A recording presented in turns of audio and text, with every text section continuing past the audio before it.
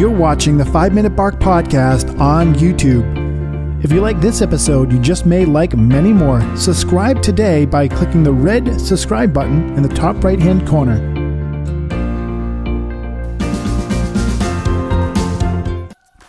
Okay, so we're live here on the 5 Minute Bark Podcast, and guess what? The first time ever, I'm not able to use my headset here today, so this is going to be a little weird for me, but I'm going to give it a go. We got Eddie Lazzari here today on the 5 Minute Bark, and I reached out to him because this is amazing. We're in a time and place right now in our country where freedom, the Constitution, all these things are kind of coming up. People are actually aware of what goes on in our government more than ever before, and some will think that is bad and some will think that's good. Doesn't matter. Bottom line is people are speaking out. They're doing what they want to do to represent our country and form an opinion. But nonetheless, we have Eddie Lazzari here who's served for our country. He's done many great things. And if you've heard of some episodes prior to this, I've talked about people in the military and how I believe in a larger sense that they're more motivational than any motivational speaker out there, because they've trained to be teammates, work together. So let's welcome Eddie Edward here today. Eddie Edward, same thing, right? Say hello, Eddie. Yeah. Hey, how you doing, folks? Thanks for having me on. I really do appreciate it, Dennis. This is great, man. Really, I truly appreciate not only you coming on the podcast, but serving for the country. It's a big, tall order, isn't it? And I know you served over in the Middle East, and you never know what's going to happen over there. That's right. So tell us about, mainly, why did you want to serve our country? Yeah, so a lot of people have this nostalgia about joining the military and serving one's country and all that. For me, it's a little bit different. I barely graduated high school, and I got my high school girlfriend pregnant when we were juniors in high school. And so here I am. I'm trying to finish my senior year of school. I've got very poor grades. There's no football scholarship or anything waiting for me when I get out. And I've got a girlfriend that's about to give birth, and I didn't know what I was going to do. I came from a small town in Nevada, and I was like, I seriously had no plan whatsoever. The Army recruiter called me up and says, "So, have you ever thought about joining the Army?" And I was like, "Nope, never thought about it." He says, "Would you be interested in maybe coming down to the station here and talking to me about it?" And I'm like, "Sure, absolutely." He says, "All right, well, when do you have time?" I'm like, "Well, right now."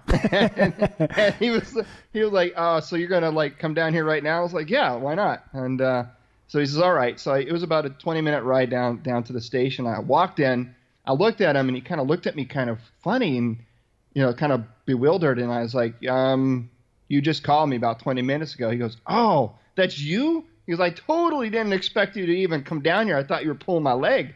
And I was like, "No, man." And so we started talking about my options for joining the military.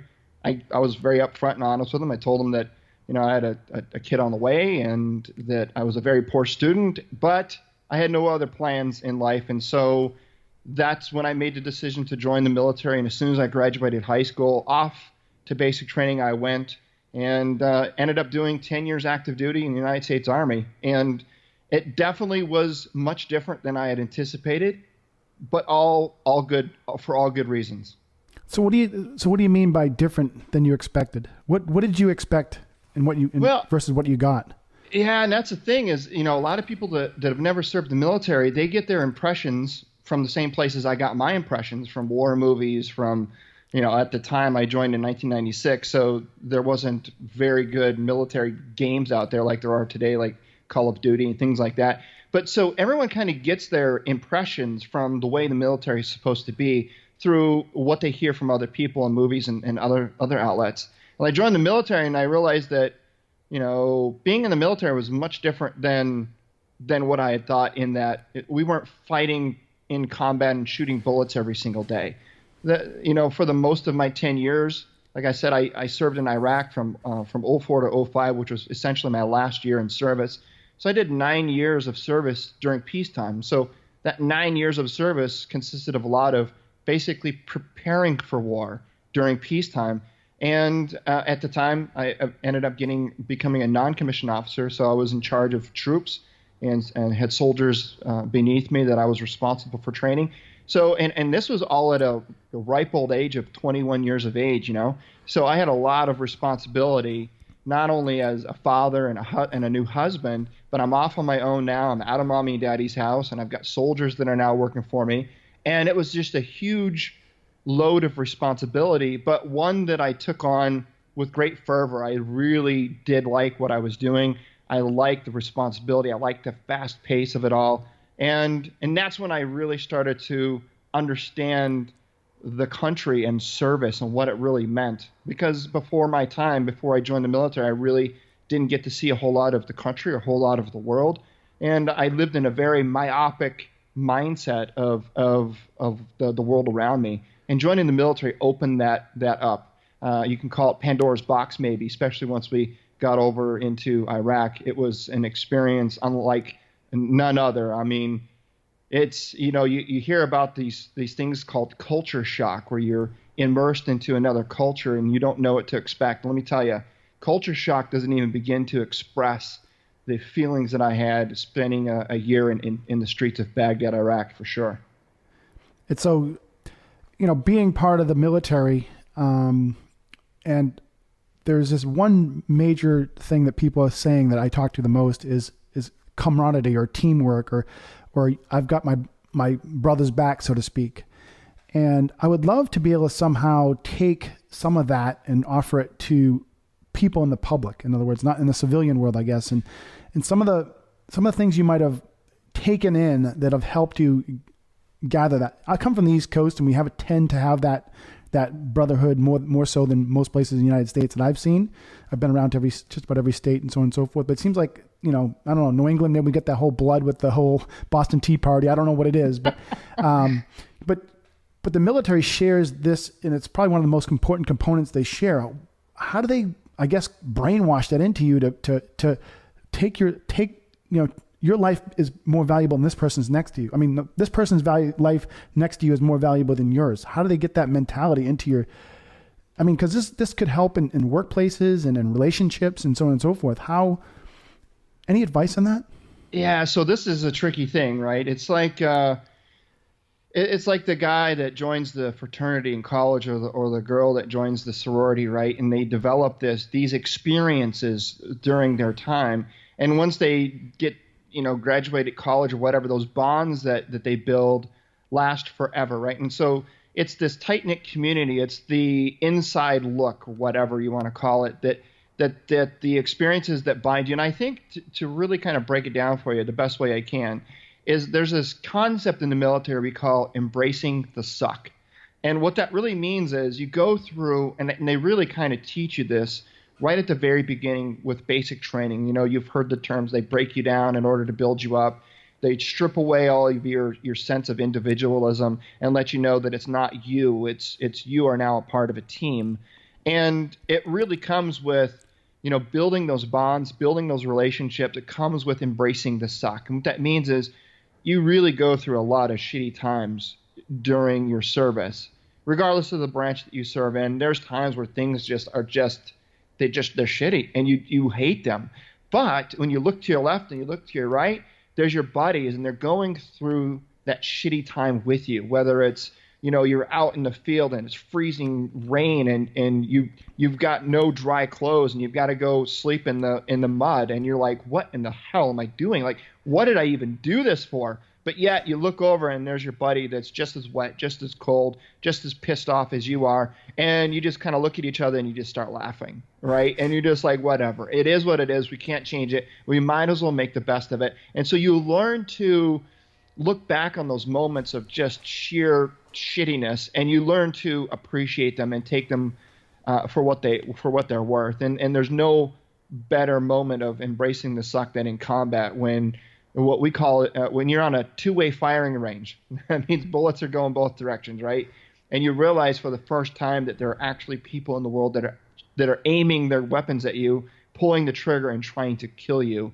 And not just you, but those same guys to your left and to your right. And you're like, oh my God, like, this is for real. This is happening.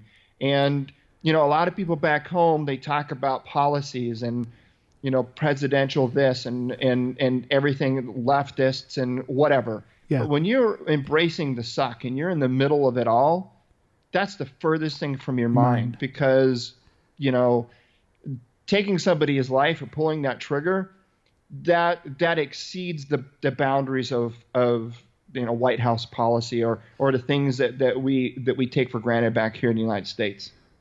You know, it's really a difficult subject to talk about because you don't want to piss people off.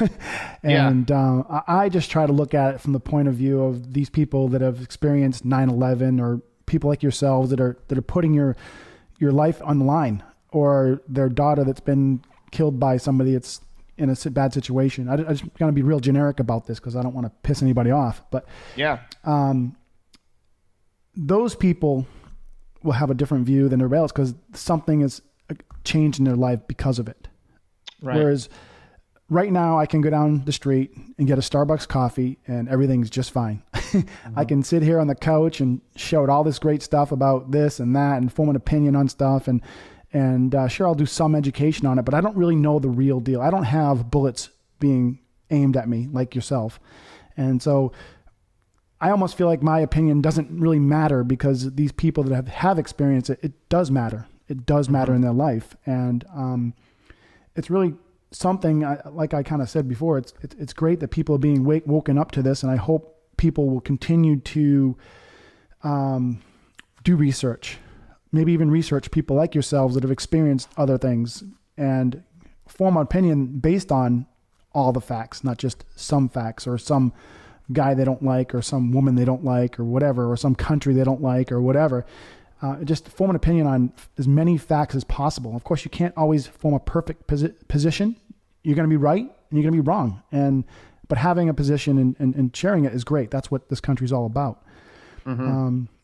But turning the subject over to something else, I see you're an entrepreneur, you're a coach, you're a mentor, you're a motivator. Motivation. What turned you on to being a motivator?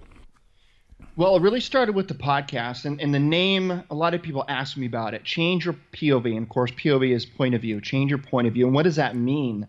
And here's the fascinating thing about, you just talked about having an opinion, right? I find that there's an epiphany. There's an aha moment whenever you go through a period in your life where you believe something one way, and then an event or circumstance happens that just forces you to have a different perspective on that or different opinion. And being open to those moments and being able to be influenced, right? I always say, you know, you should listen with the intent of being influenced or listen with the intent of having your opinions changed. Oftentimes people, when they're in a conversation with somebody, they listen with their hands over their ears because they want to offer up their ideas and their suggestions and their beliefs, but they're not open to the idea and position and opinions of other people. And I think that's a dangerous place for us to be. Regardless of what we're talking about, you should always be able to get into a position or a dialogue or a conversation with somebody and always ask yourself, what else can that mean? Because change your POV or point of view is often what's needed to see things differently and to accept alternative realities. And really, that's what it is for me, is to help people see things differently from the media, from what they hear from their families, even educating non-veterans about what veterans go through and the different things that we experience in our lives.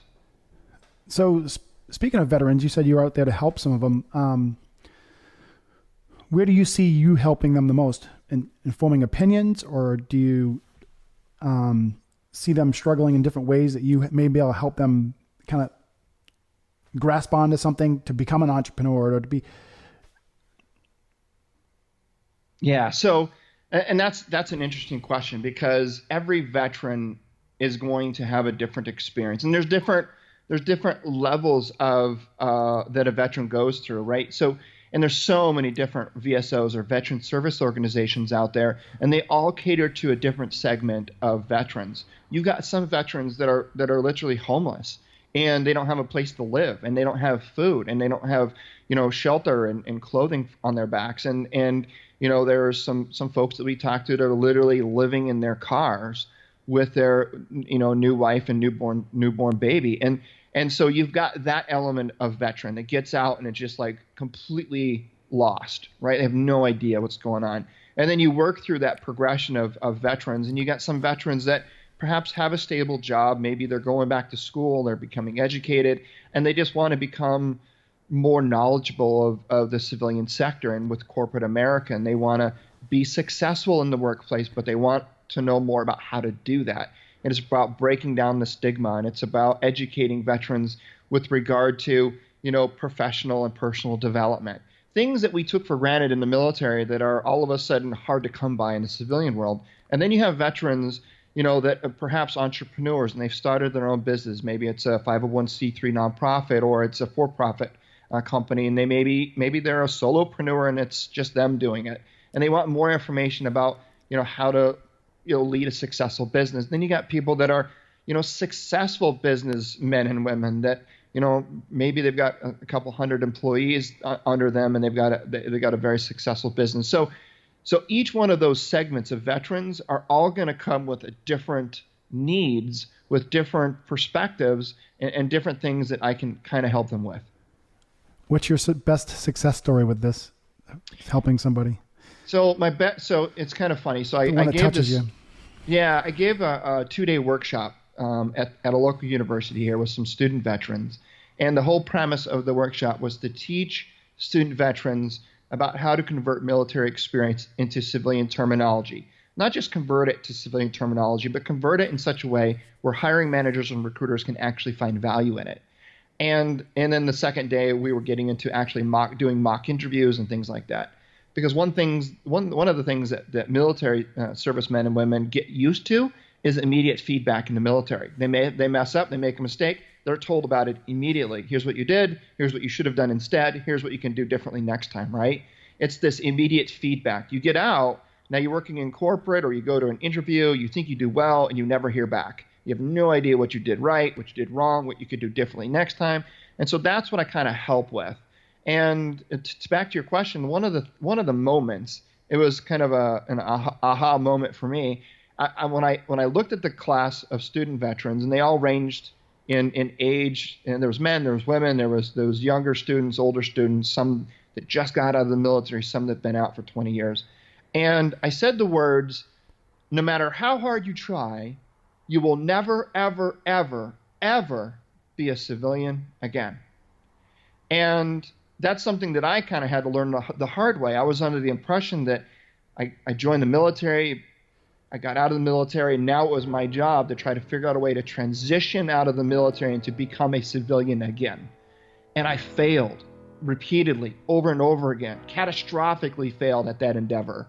And so many veterans that I see and I talk to do the same thing. They make the decisions in their life, or they attempt to change from being in the military to becoming a civilian again, and they fail. And this guy raised his hand, and he looked at me, he says, he was in the Coast Guard for, I think, 12 years. And he looked at me, he said, I've been out of the Coast Guard for 15 years. And I just realized after hearing those words come out of your mouth that I'll never be a civilian again, so don't even try. He goes, it was like a weight lifted off my shoulders, because I realized at that moment that's been my problem all along. For the last 15 years, I've been trying so hard to become a civilian again. And to just hear you say those words made me realize that endeavor is fruitless, it's frivolous, it's pointless. I will never succeed at it, so I shouldn't even try. But instead, embrace the fact that I'm a veteran and do what I can wearing those clothes. And it was an important moment for me, because I realized that not only was that something that I ended up eventually realizing myself, but once I said those words and it was an epiphany for someone else, I was like, that's my message. That's the message I need to get out to more veterans. This understanding that it's so, and here's the other thing that I tell them.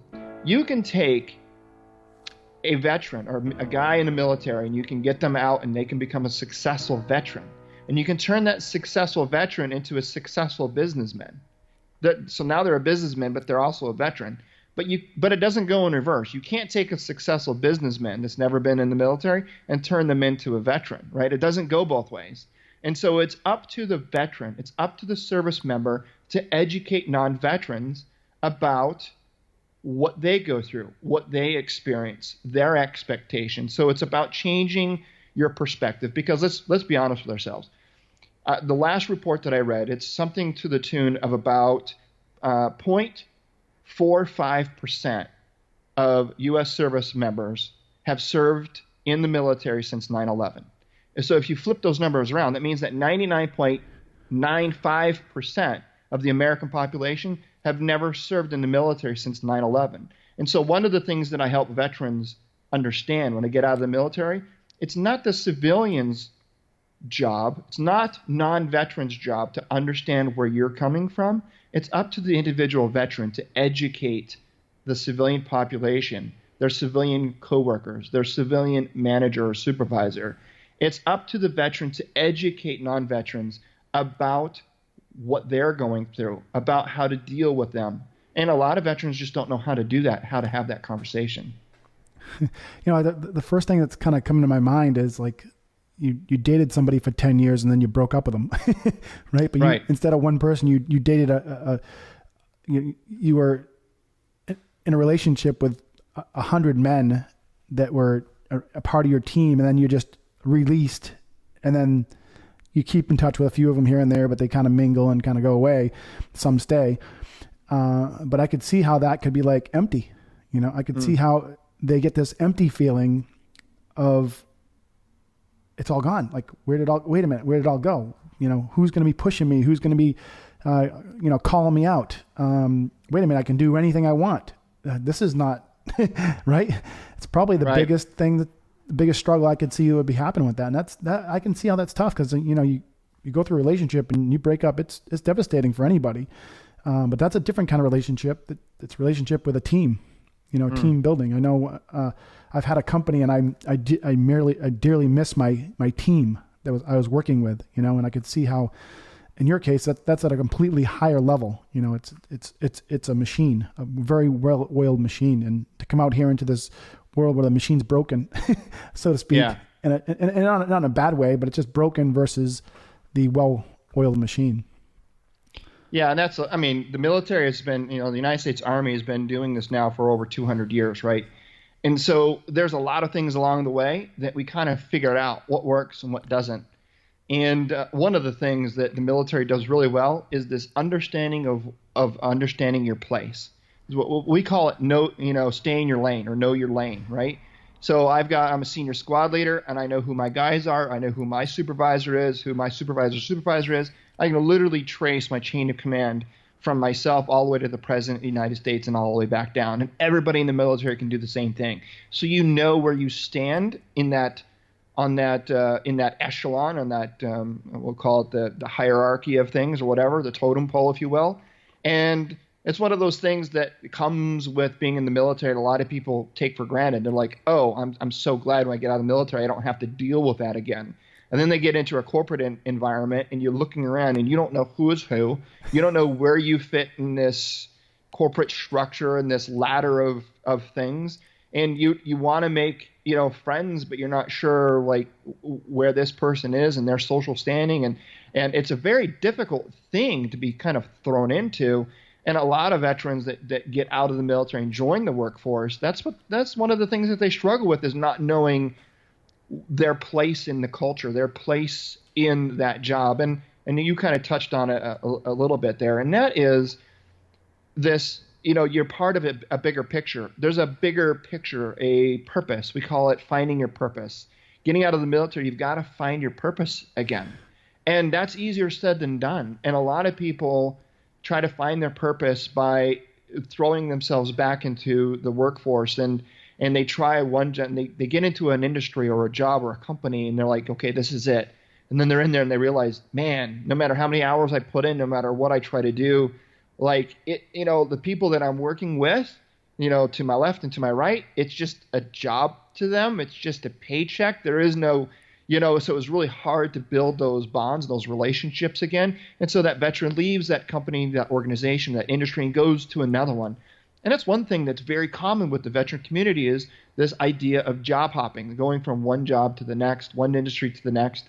And what that's doing, or what that should show the civilian hiring managers and recruiters out there, it isn't that veterans are unstable. It's that veterans are doing everything they can to try to find that purpose again in their life. And sometimes they're lucky and they land into a job or a career and they're able to find that. In my case, I was kind of one of those. I jumped from job to job. I did that kind of career hopping thing even after I got my degree. And it was in this seeking this higher purpose that I was after. And once I realized that no matter where I went, no matter what I did, no matter how hard I looked, I wasn't going to find the purpose that I was needing in my life to feel fulfilled, I went ahead and created that purpose in the Change Your POV podcast and helping other veterans become educated. And so that's one of the messages that I tell veterans is if you can't find that purpose and that direction in your life, sometimes you have to create it. And that's why you have so many veterans out there starting so many nonprofit organizations. One, because they do honestly, truly want to help other veterans, but in a lot of ways, they're trying to help themselves find that purpose again. Eddie, this is amazing. You've provided me with some more insight, some more understanding of what this is all about to be in the military. I know this is my second interview and I'm learning more and more each time. And I want to thank you for giving such great information for my audience to kind of get a better perspective. And hopefully this will land in some of the VAs out there and it'll help them as well to maybe even contact you and learn more, and maybe you somehow can help them get in the right direction. But what you've said on here is a gold mine. It really is. I'm seeing a lot of logic in it. And so how can people reach out to you? Because we are out of time here, and I know you have plenty of interviews today yourself. So how can people get a hold of you? So the best way to reach me is over at my website at changeyourpov.com. And there's a contact page on there. You can find me on LinkedIn, Twitter, all the social media platforms. I'm pretty active on all of them. But come on over, reach out to me, let me know what you're doing. And I love to build and grow my network. And I just enjoy reaching out to veterans and non-veterans alike. Awesome. Thank you so much for coming on, Eddie. You rock. Yes. Thank you so much for having me on. I do appreciate it. You've been a great guest, and this has just been awesome. So listeners, again, we've got Eddie on here today, and you just heard him. I mean, you just heard some very valuable information here today from him, and it's just really great to get this perspective. I'm a civilian. I've always been a civilian. He's been in the military. He's always going to be military, and he's thinking in his thinking cap. We're thinking in our thinking cap, but it's good to know what each thinking cap is doing. And hopefully this has helped you learn about this. It seems so appropriate in the time and day that we're in to have opinions and understand and know more about that person next to you and have an open mind like Eddie talked about. So Eddie, thank you again. This has been awesome. Way better than I could expect. Bye, awesome. Everybody. See ya.